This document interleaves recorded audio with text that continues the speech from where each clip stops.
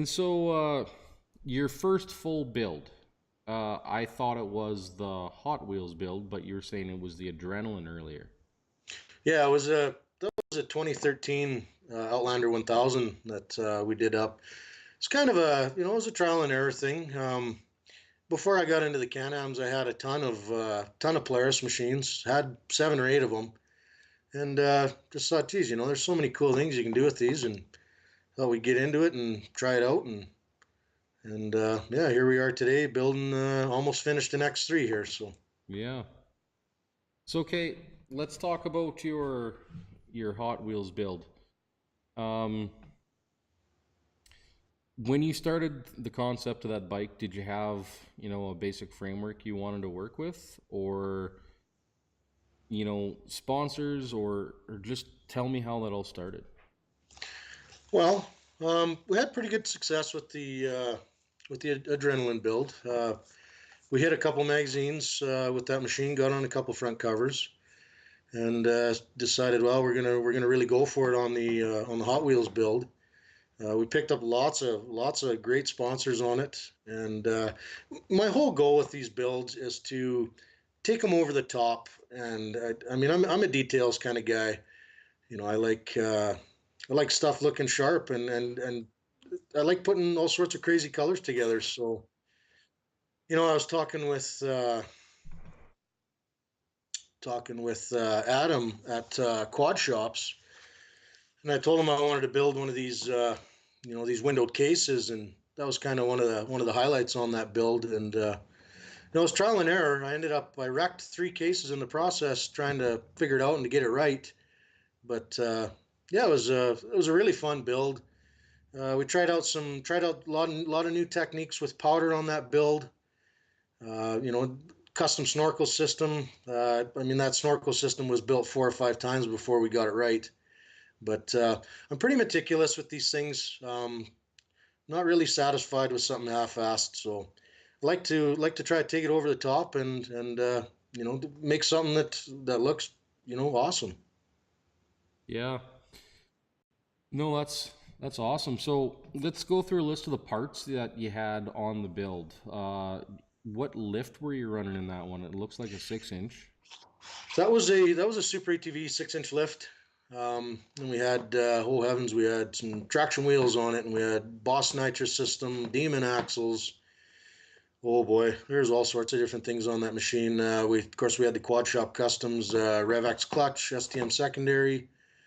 Um, yeah, we did custom seat, custom gauges, all sorts of stuff on that thing.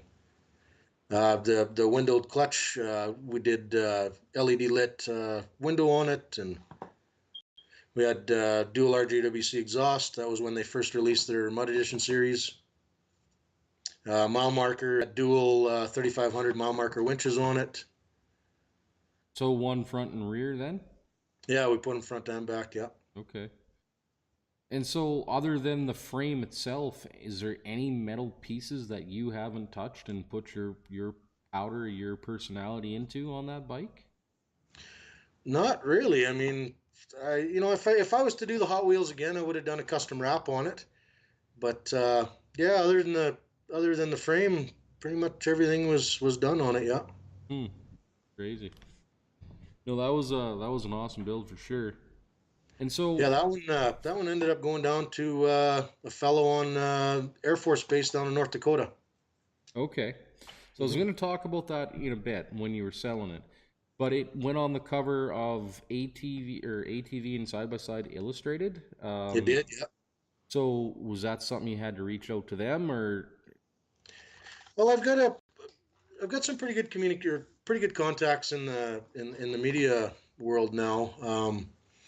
The folks down at ATV and Side by Side Illustrated, they're awesome. I work with them fairly closely, and yeah, they're really good to deal with, and they welcome my builds, which is really cool. So yeah, it was a pretty big deal to get that on the cover, especially when it's mainly a side by side magazine, right? Yeah. And so, any remorse about selling that machine? I don't have remorse about selling any of them. No. No. I pour my heart and soul into them, but once they're done, I spend so much time and effort on them. Once they're done, to be honest with you, I'm ready to do something new. Okay.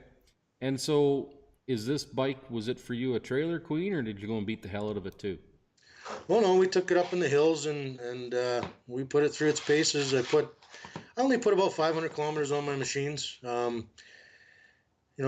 mountains are a couple hours away from us, so we don't get up there, constantly. But yeah, when we get up there, we hit some pretty good holes with it and see what it can do. And wanted to try out the Assassinator tires and that, and it was an awesome build. Loved it. It was a great machine. How does a bike like that on a 6-inch lift and do you say Assassinators or look like Outback Maxes? Well, the original tires on it, we had in those pictures there. Those are the Outback Max, but the original tires on the build were 32-inch Assassinators. Okay. So how does a build like that handle in the mountains then? Like that's got to be fairly sketchy.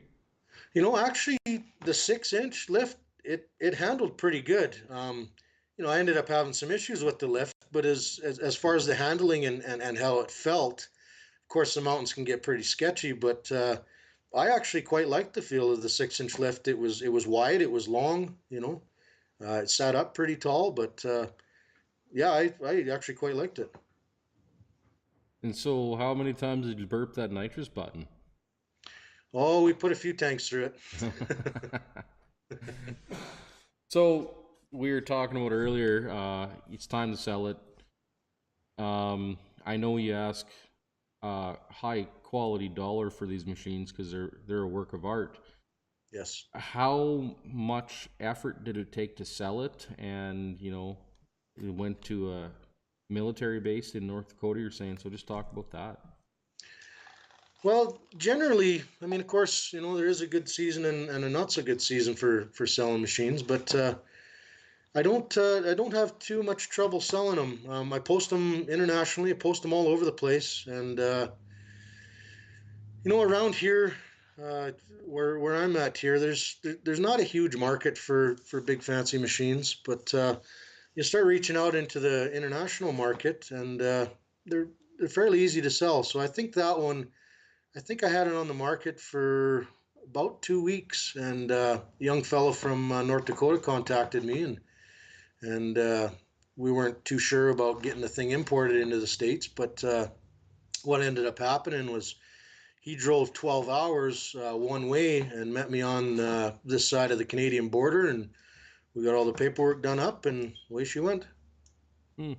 And have you heard from him lately, or have you seen pictures of it? Is it still around, or? Yeah, it's still around. Yeah, I've seen pictures with him and his kids on it, but that's one thing that I do when I sell a machine. I do keep up with the new owner. I like to know how the machine's doing. Are they having any issues with it? That kind of thing. But I do like keeping up with the guys that buy my machines. Yeah. Right on. Right on.